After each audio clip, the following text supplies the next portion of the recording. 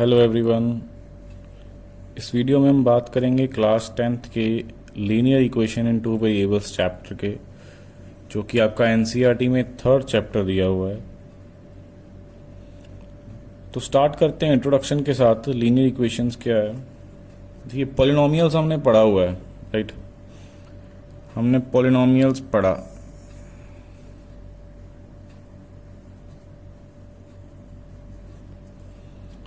Polynomial क्या थे?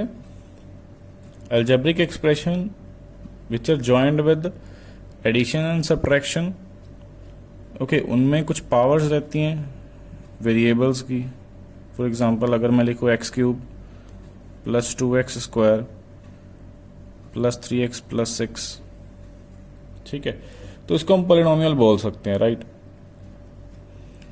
तो ये पॉलिनोमियल कि अगर आप देखो, इसकी जो मैक्सिमम पावर है, दैट मीन्स अगर हम डिग्री की बात करें, दिस डिग्री इज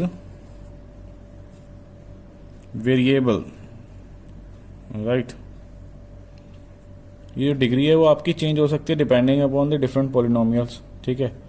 वो डिग्री चेंज हो सकती है। लेकिन अगर इसी पॉलिनोमियल्स की एक कैटेगरी है जिसको हम बोलते हैं लीनियर इक्वेशन, ठीक है? So linear equation is also a polynomial.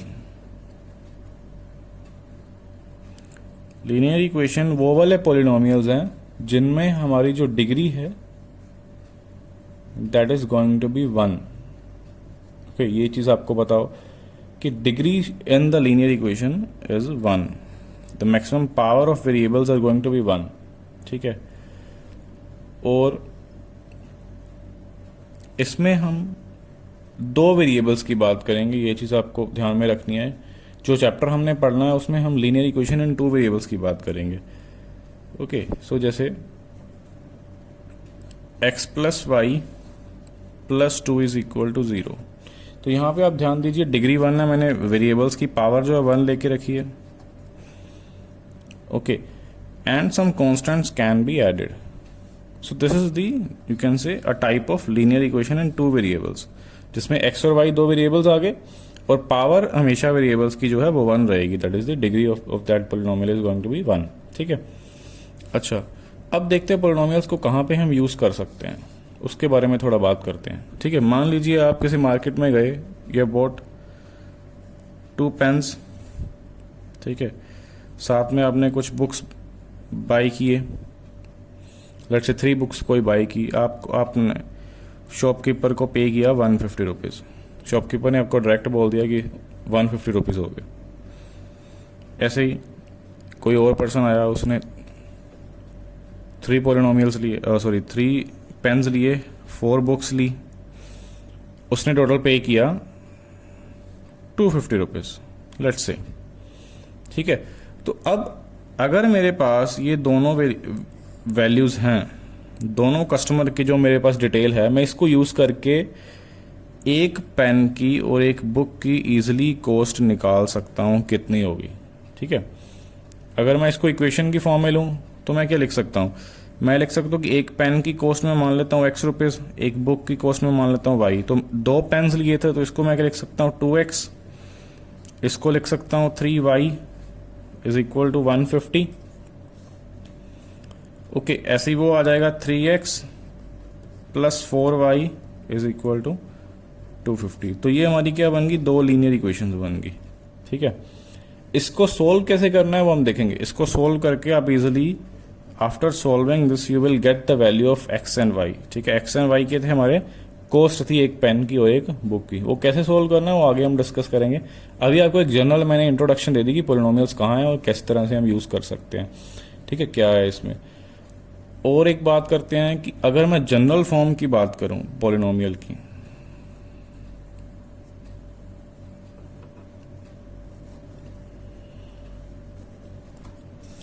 तो पॉलिनोमियल की जनरल फॉर्म क्या होगी? लीनियर इक्वेशन की जनरल फॉर्म क्या होगी? ax plus by plus c is equal to 0। ये आपको ध्यान में रखना है कि ax plus by plus c is equal to 0 is the general form of variable of linear equation in 2 variables x और y हमारे यहाँ पे वेरिएबल्स रहेंगे जिनकी डिग्री 1 रहेगी। ए, बी और सी क्या है? कॉन्स्टेंट्स हैं हमारे।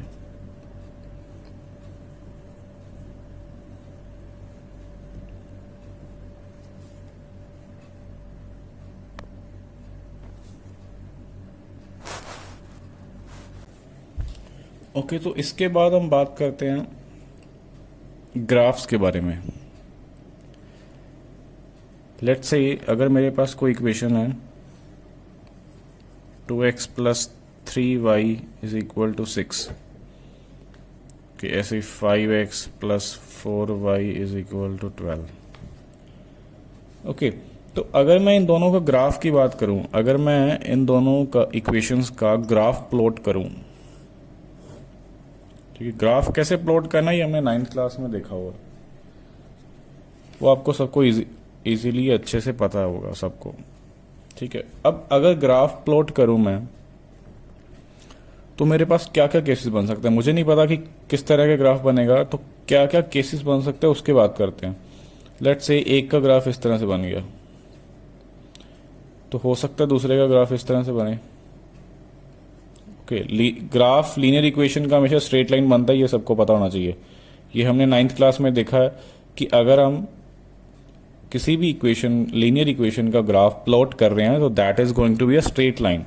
ओके, तो यहां पे देखो स्ट्रेट लाइन बनेगा, लेकिन क्या क्या केसेस बन सकते हैं। तो फर्स्ट केस में क्या हो रहा है कि दोनों ग्राफ जो है वो इंटरसेक्ट कर रहे हैं।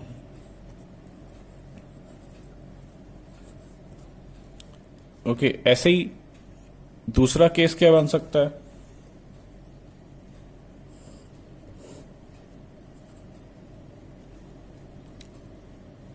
अच्छा, this is the first one. दूसरा केस क्या बनेगा? दोनों पैरेलल लाइंस बन सकती हैं, that means they are not going to intersect. ठीक है, उसकी जगह पे वो पैरेलल हो दोनों लाइंस। ऐसे ही और कौन सा केस बन सकता है कि दोनों लाइंस कोइंसिडेंट हो। कोइंसिडेंट का मतलब कि एक का ग्राफ बना है और दूसरे का ग्राफ एग्जैक्टली उसके ऊपर बन रहा है, like this is known as coincident lines. जब एक ग्राफ के ऊपर दूसरे का ग्राफ बन जाए। ठीक है, तो ये तीनों के अलावा कोई और केस नहीं बनेगा। ठीक है, या तो आपकी लाइंस इंटरसेक्ट करेंगी, या आपकी पैरेलल लाइंस आएंगी, या फिर कोइंसिडेंट होगी। तो अब देखो, इसके लिए हमें कुछ मेथड दिया हुआ है कि आपको अगर चेक करना है कि मेरे दो लीनियर इक्वेशन अगर आपको गिवन है, उनका ग्राफ इंटरसेक्टिंग होगा, पैरेलल होगा, या फिर कोइंसिडेंट होगा। तो क्या करना है आपको? ठीक है, इसके लिए मैं जनरली आपको बता रहा हूं। मान लो आपकी फर्स्ट इक्वेशन है a1 x plus b1 y is equal to c1। ऐसे a2 x plus b2 y is equal to c2। दो लीनियर इक्वेशन है आपके पास। तो अगर आप इंटरसेक्टिंग की बात कर रहे हो, take the ratio of a1 and a2। ये आपका b1 और b2 का अगर आप रेशियो लोगे उसके बराबर नहीं आएगा। ठीक है, अगर आपका पहले ये बराबर नहीं आ रहा, आपको c1 c2 चेक करने की जरूरत नहीं है। If a1 upon a2 is not equal to b1 upon b2, then you can easily say that the graph is intersecting. Okay, इसको आप इसका जो अगर हम सॉल्यूशन की बात करें तो यूनिक सॉल्यूशन होगा। यूनिक सॉल्यूशन मींस कि आपका जो x और y की वैल्यूज हैं, that is going to be single values for both the equations. Okay, ऐसी अगर हम पैरेलल लाइंस की बात करें तो पैरेलल लाइंस में आपका आएगा a1 upon a2 is equal to b1 upon b2 is not equal to c1 upon c2। अगर आपके पास ये केस बनता है तो आप कह सकते हो कि lines are parallel lines. And अगर हम सॉल्यूशन की बात करें तो यहाँ पे आप लिख सकते हो इसका कोई सॉल्यूशन नहीं बनेगा, नो सॉल्यूशन। सॉल्यूशन का मतलब क्या है कि x और y की कोई ऐसी वैल्यू जो दोनों इक्वेशंस को सेटिस्फाई करे, उसको हम सॉल्यूशन बोलते हैं। ठीक है, तो इस केस में आपका एक सॉल्यूशन बन जाएगा। देखो यहाँ पे ये कॉमन पॉइंट आ रहा है ना जो दोनों इक्वेशंस को सेटिस्फाई करेगा, बट इस केस में कोई ऐसा पॉइंट आपको नहीं मिलेगा। सिमिलरली इन द कोइंसिडेंट, अब देखो इसमें तो बहुत सारे ऐसे पॉइंट्स मिल जाएंगे, ये सारे पॉइंट्स क्या हैं, दोनों लाइंस में हैं, तो इसमें इसको हम बोलते हैं इनफाइनाइट सॉल्यूशंस। इस केस में आपके इनफाइनाइट सॉल्यूशंस रहेंगे। ओके, अब इनफाइनाइट सॉल्यूशंस को कैसे चेक करना है, या कोइंसिडेंट लाइंस को कैसे चेक करना है, a1/a2 will be equal to b1/b2 will be equal to c1/c2। ठीक है, इसकी एग्जांपल मैं बता देता हूं आपको। मान लीजिए आपके पास इक्वेशन है 2x + 3y = 6। Okay, let's say मेरे पास एक और इक्वेशन है 4x + 6y = 12। तो जब आप इन दोनों का रेशियोज लोगे तो a1/a2 क्या आएगा, 2/4, वो आएगा 3/6, second will be c1/c2 will be 6/12। तो दैट मीन्स ये कट करके क्या आ जाएगा, 1/2 = 1/2 = 1/2।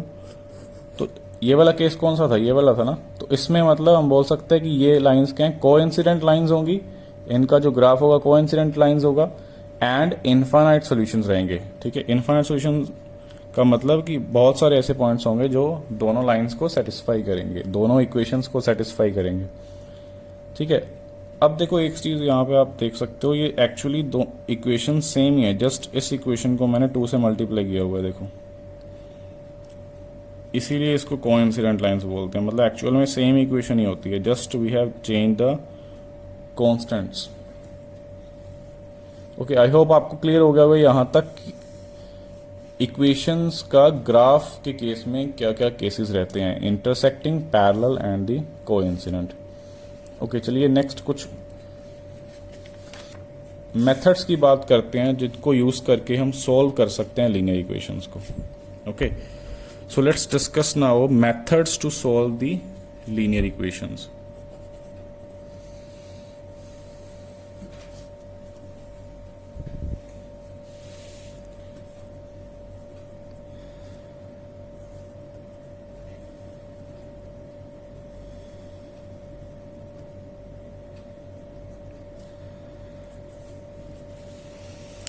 तो फर्स्ट मेथड इसमें हमारे पास आएगा सब्स्टिट्यूशन मेथड।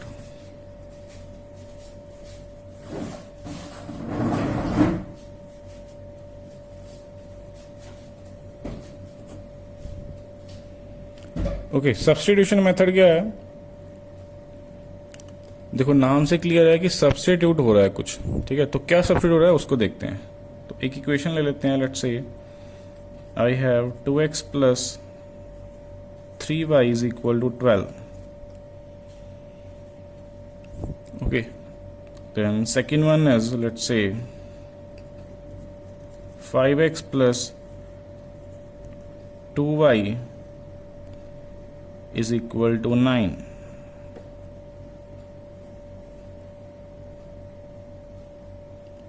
तो अगर मेरे पास ये दो इक्वेशंस हैं, I want to find the value of x and y which are going to satisfy these both equations. ठीक है, मतलब इसका मुझे सॉल्यूशन ढूंढना है। ठीक है, सोल्व करने का मतलब क्या है कि आपको सॉल्यूशन ढूंढना है। सॉल्यूशन मींस कि x और y की ऐसी वैल्यूज जो दोनों इक्वेशंस को सेटिस्फाई करें। ठीक है, सेटिस्फाई मींस कि अगर मैं x और y को यहाँ पे फिल करता हूँ, जो मेरे पास वैल्यूज आएंगी, तो वो 12 बन जाए राइट साइड में, ऐसे यहाँ पे 9 बन जाए। ठीक है, तो देखते हैं क्या हो सकता है। आपको क्या करना है, take any of the equation, जैसे इसको मैं सेकंड इक्वेशन बोल दूँ, इसको फर्स्ट बोल दूँ, इसको सेकंड इक्वेशन बोल दूँ। तो अगर आप फर्स्ट इक्वेशन उठाते हो, मान लो 2x + 3y = 12, क्या करो, इसमें से किसी एक वेरिएबल की वैल्यू ढूंढ लो। वो क्या हो जाएगी, लेट्स से मैं x की ढूंढ रहा हूँ, तो 12 - 3 हो जाए 3y हो जाएगी। तो x क्या आ जाएगा, 12 - 3y/2। ठीक है, इसको आप क्या करो, लेट्स से इसको मैं थर्ड इक्वेशन लिख लेता हूं, इसको सेकंड इक्वेशन में फिल कर दो, जहां पे आपको x मिले उस वहां पे ये वैल्यू फिल कर दो। तो लेट्स से मैं क्या लिख सकता हूं, put x in second equation. ठीक है, या आप लिख सकते हो put third equation in second equation. तो क्या आ जाएगा 5 इंटू एक्स क्या है 12 माइनस 3y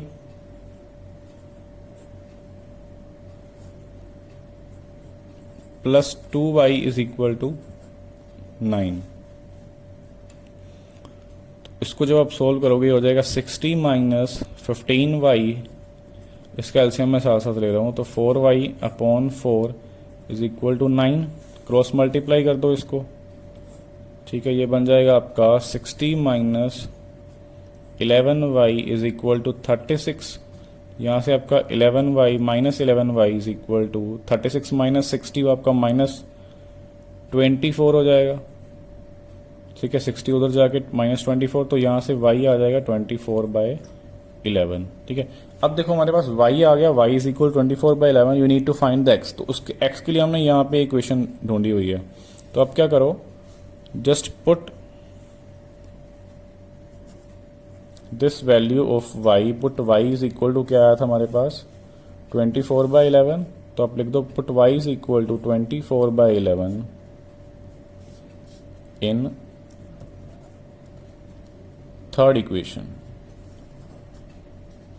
तो ये क्या बन जाएगा आपका x is equal to 12 minus 3 into 24/11 upon 2। This will be equal to 24 into 3 72 हो जाएगा, 24 into 3 72, so it will be 12 minus 72 upon 11 upon 2, ठीक है।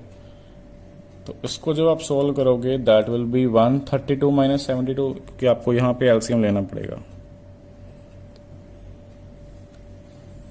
Okay, so this is going to give you 132 में से 72 माइनस कर दो, कितना हो जाएगा 60, 60 अपॉन 11 इंटू 1/2, तो ये आपका आ जाएगा 30/11,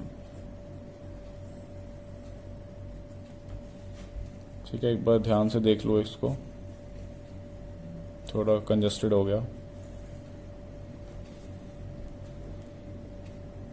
एक बार दोबारा रिपीट कर देता हूं मैं आपके लिए। क्या करना है आपको, टेक एनी इक्वेशन, वहां से आप एक वेरिएबल की वैल्यू निकाल लो, उस वेरिएबल की वैल्यू आप सेकंड इक्वेशन में फिल करोगे। जहां से आपसे निकाली है आपने उसमें नहीं फिल करनी, दूसरी इक्वेशन में फिल करनी, जैसे हमने सेकंड में फिल की है। तो जब आप फिल करोगे इसको, ये बन जाएगा 5 into 10 and you will get some value of y here, ठीक है। इसको सॉल्व करके हमने यहाँ पे y निकाला, उस y को हमने फिल कर दिया यहाँ पे, तो यहाँ पे हमारे पास x की इक्वेशन आ चुकी थी।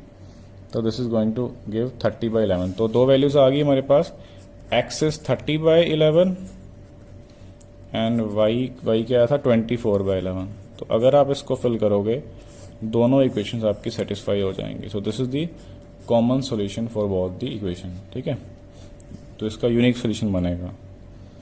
ओके, सो आई होप आपको यहाँ तक समझ आ गया होगा। The next method we will see in the next video. Thanks for watching, bye bye.